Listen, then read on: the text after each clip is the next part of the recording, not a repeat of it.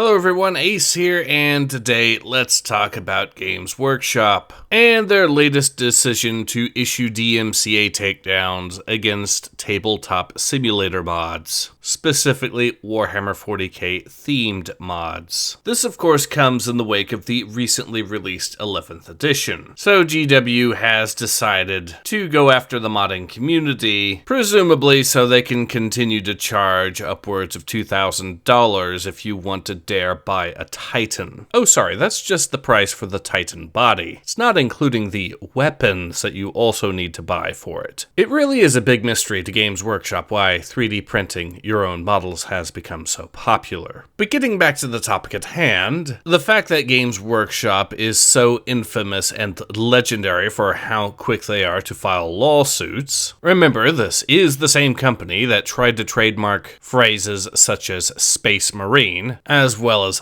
pauldrons. The thing to remember is that this is not actually anything that new. Games Workshop has, as I've previously mentioned, been doing this sort of thing for a while. They even changed their policies back in 2021 to state that yes, they would be willing to go after mods as well as any fan creations. You may notice that mods are relatively rare when it comes to getting taken down by Games Workshop. They tend to be very selective about who they go after. The same is for the record true when it comes to fan-made videos. They've effectively given themselves the green light to go after you if they want to, but despite how lawyer-happy they actually are, they are very selective about who they decide to go after at any given point, which flies in the face of how copyright actually is supposed to work. You're supposed to enforce your copyright evenly and fairly to everyone, not use it as a weapon against exclusively people that you don't like. Games Workshop will even go after companies that create their own distinct settings like Void War because it looks like and reminds people of Warhammer 40k, despite the fact that the developers for that game did at least do the bare minimum to make it legally distinct from Warhammer 40k. It makes one wonder just how much longer it'll be before they decide to go after Flashgits for giving us Space King. But of course, like I said, this sort of villainy from Games Workshop is sadly nothing new. It is entirely in line with how the company operates. Your mods are fine until they magically aren't. Your fan-made videos are fine until they magically aren't. And of course, your YouTube channel name is fine until it magically isn't. And yes, Games Workshop is 100% well aware of what you're doing content-wise, be it mods or videos or having a channel name that dares mention the word Warhammer. It's just that you're on decent enough terms one day that they won't go after you. Until they change their mind, that is. Copyright standards be damned.